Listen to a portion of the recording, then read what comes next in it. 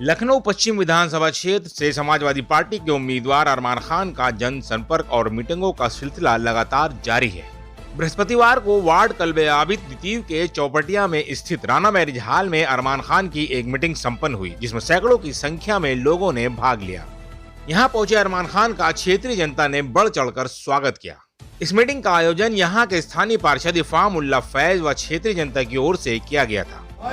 जो जोश आप लोग दिखा रहे हो, कसम है आपका जो पसीना आज बह रहा है इस गर्मी में, इंशाअल्लाह हम दोनों भाई खून बहाने का काम करेंगे।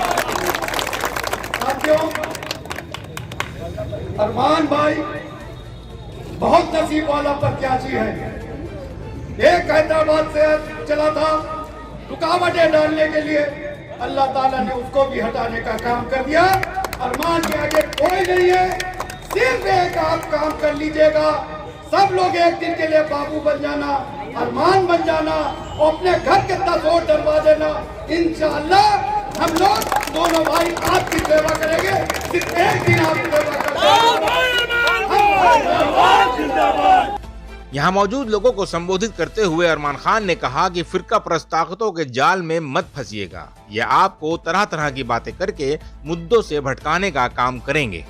आपको एक होकर आने वाली 23 तारीख को एक ऐसी सरकार को चुनना है जो सभी धर्मों के मानने वालों को साथ लेकर चलती है। उन्होंने कहा, अपने एक वोट को भी बर्बाद न होने दें, क्योंकि अगर आप किसी के बहकावे में आकर अपना वोट समाजवादी पार्टी के अलावा किसी को देते हैं तो वो आपका वोट बर्बाद हो जाएगा। और वोट बर्बाद करने का मतलब है कि आप अनजाने में ही सही लेकिन बीजेपी को फायदा पहुंचा रहे हैं। अरमान खान ने कहा, आपको अपने वोट से लखनऊ पश्चिम विधानसभा क्षेत्र में जनता का झंडा बुलंद करना है और समाजवादी पार्टी को चुनना है, ताकि आप सभी को हर तरह की मुश्किलों से छुटकारा मिल सके। मीटिंग में मौजूद तमाम लोगों ने पार्षद इफाम उल्ला फैज के साथ कंधे से कंधा मिलाकर चलते हुए अरमान खान को सपोर्ट करने की बात कही।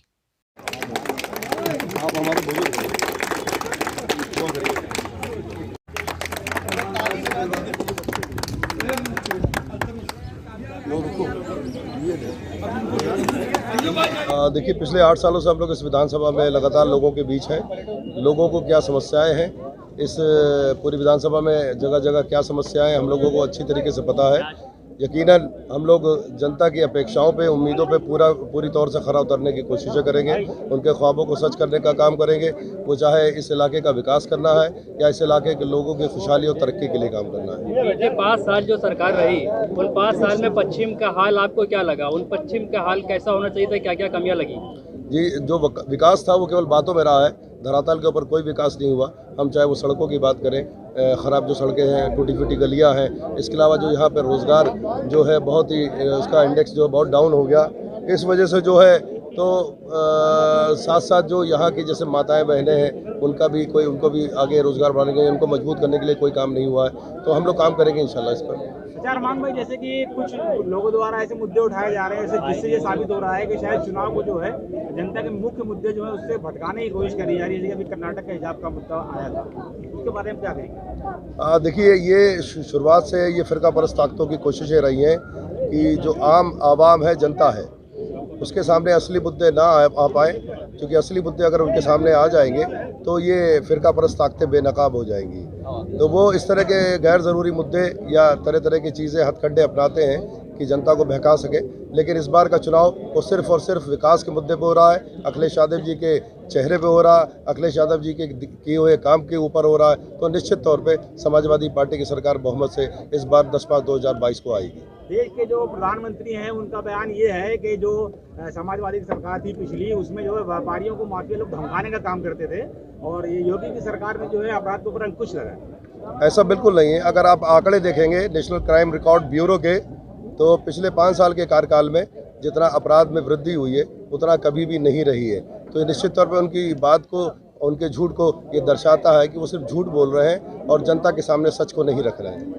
एक आपके पश्चिम क्षेत्र से जुड़ा मुद्दा है, लगभग 24 सालों से जो है ये जो हैदर कैनाल के ऊपर रोड बनने की बात चल रही थी, लगभग 24 सालों से फाइल लटकी हुई है, जिससे कि राजेपुरम वाले लोग जो है उनको काफी दिक्कतों का सामना है, जाम वगैरह रहता है। इसके ऊपर काम करा जाएगा अपनी सरकार में? बिल्कुल, हम लोगों ने पिछली सरकार में भी इस बात का प्रस्ताव बना था कि हैदर कैनाल के ऊपर यहाँ पर एक रोड का निर्माण हो जिससे लोगों को ट्रैफिक जाम की समस्या से निजात भी मिले और लोगों को एक आवागमन की सुविधा भी बेहतर तरीके से मिले।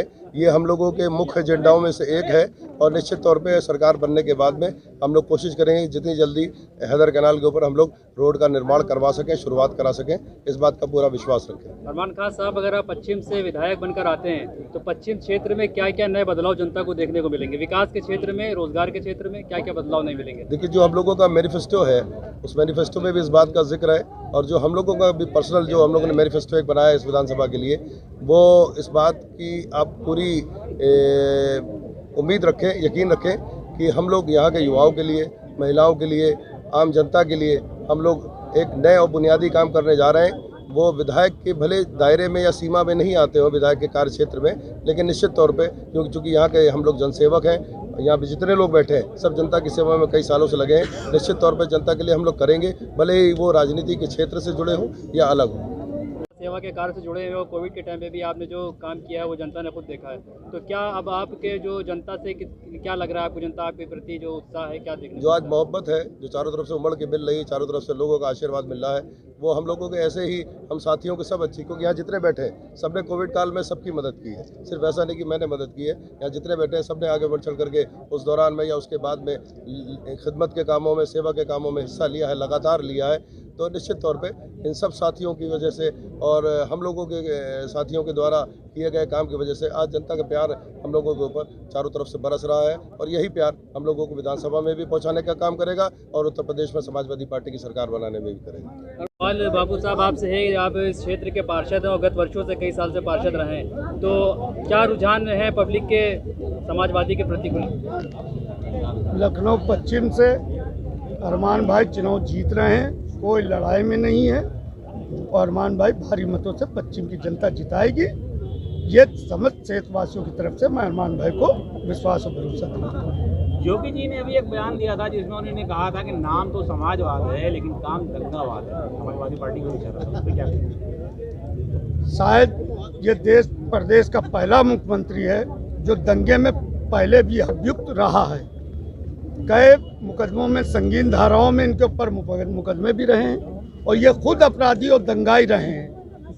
योगी जी लगातार हर बयान में, हर जगह स्पीच में गर्मी निकालने की बात कह रहे हैं, क्योंकि उनके पास खुद गर्मी नहीं है तो वो गर्मी क्या निकालेंगे। और दूसरी चीज़ ये है कि उन्होंने कोई 5 साल में आवाम के लिए, जनता के लिए, महिलाओं के लिए कोई काम नहीं किया। 55 लाख पेंशन समाजवादी पार्टी देती थी 5 साल, 36 लाख लड़कियों को लैपटॉप देने का काम किया, छात्रों को 18 लाख लोगों को कन्या विद्यादान देने का काम सापा ने किया। ये एक काम भी हमारा जवाब नहीं दे सकते, इसलिए ये दंगा, सामुदायिक बातें, गर्मी, इनकी गर्मी 10 तारीख को निकल जाएगी और ये अपने पुराने काम पे लौटेंगे। ये हमें उत्तर प्रदेश की जनता से विश्वास है, यकीन है कि वो इनको घंटा बजाने का काम दे देंगे 10 तारीख।